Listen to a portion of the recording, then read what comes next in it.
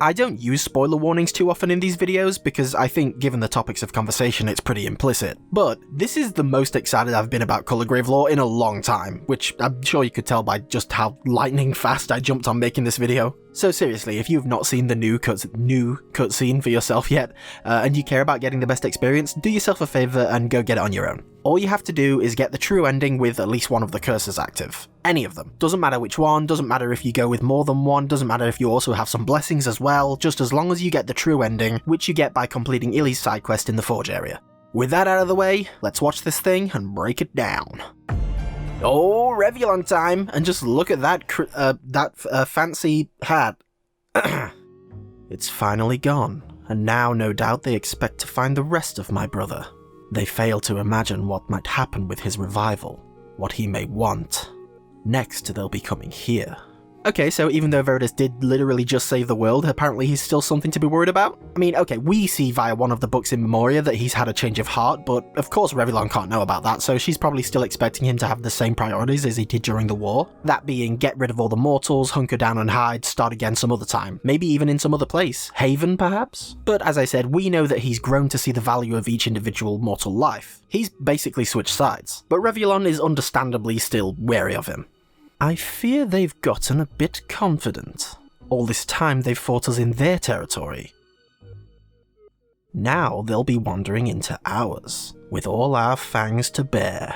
I doubt they have any idea just what that means. Oh, it's the guy from the place in the thing! I assume this guy's got to be Thorn, the Templar of Rayam sent by the church to aid and keep a close eye on Revulon, who then became one of her Stormwings, a title given only to her most capable and loyal soldiers. He just looks menacing, it's that smile, you know?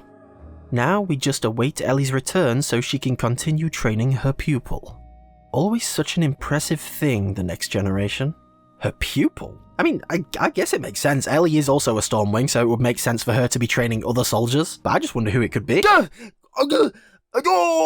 That's fucking Luanrel! Luanrel is Ellie's pupil? Luanrel is working under Revulon? Okay, calm down. Let's just finish watching this cutscene, then we can go over the implications this has. I'm sure there are no more big surprises lurking anyway. The knowledge, strength, and experience of those that came before. All they need is to grow and learn. You can see it behind focused, youthful eyes.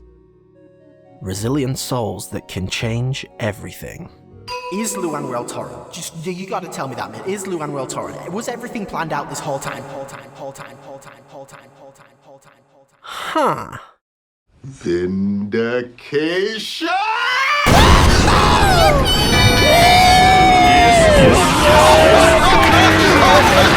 I was fucking right, baby! Luanrel is Tauren, but does Revulon know that? The way that she speaks about Luanrel makes it seem like it could be either way. I'd say it's impossible for her to know before Tauren himself does. If you don't know, the memories of all his previous lives only unlock at a certain age. But, you know, she is a god, it wouldn't be all that surprising if she could sort of sense a uniquely powerful soul in some way. And for that matter, we don't know if Luanrel themselves do know if they're Tauren yet. Again, it would make sense either way. If they aren't aware, they're just an extremely capable soldier taken under Ellie's wing. Her storm wing.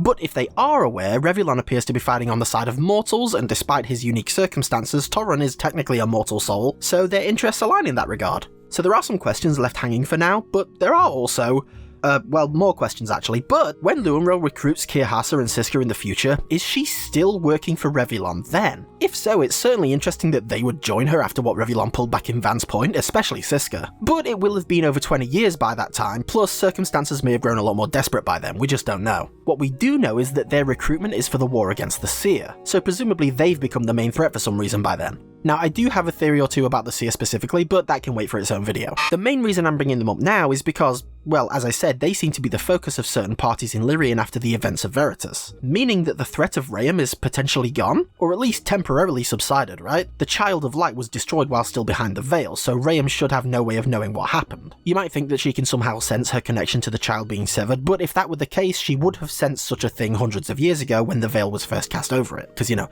that was the point of the veil. The only threat she presents now is the same one as she did before the gods even knew she existed, if another Child of Light happens upon Lyrian again. Of course, that is still a problem, it's just not quite as immediate as it was before. Nixian may still hold true to his beliefs that they should start over, whether that means going to a new world altogether, like possibly Haven, or getting rid of all the mortals and reusing their souls to make a fresh start on Lyrian. But really, that doesn't really make any sense now that the child is gone. In fact, both of those options seem less effective than just staying where they are now. Obviously, we don't know how Rayam and her children seek out new worlds, but it stands to some kind of reason to think that, well, she's searched in this area of space and as far as she's concerned found nothing, so surely moving to a new planet increases their risk of being found rather than decreases it. As I already mentioned, we know Veritus had a change of heart regarding Nixian's plan, but what of Nixian himself? I'm sure he'd still think the initial plan was the best option for the circumstances they found themselves in at the time, but things have changed since then. The child is no more, and Rayam is none the wiser. Perhaps he'd simply want to have Veritus come back to his full power and pull the veil over Lyrian once more so that they may never be found again, just in case. And,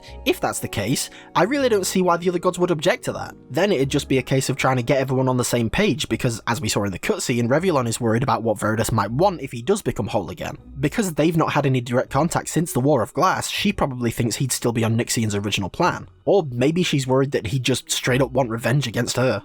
But as for me, I just want to see Nixian at last, man. This guy's been built up over 3 games now. He is referred to in Curse Crackers, so I'm counting it. And I want to know what he makes of the current state of the world. I want to know what his plans are. I want to know if he's secretly Crocodile, or secretly Thorn, or, I don't know, secretly Emma. Fucking who knows? Then again, if he was Crocodile or Thorn, you'd think Revulon would be able to tell somehow, since she knows both of them, I mean. But hey, maybe she does know. Maybe Nixian already changed tactics and is on Revulon's side for whatever reason now. This stuff feels impossible to predict at times, but if you think you can, maybe you should leave a comment about it or join the Colour Grave Discord and talk about it in there.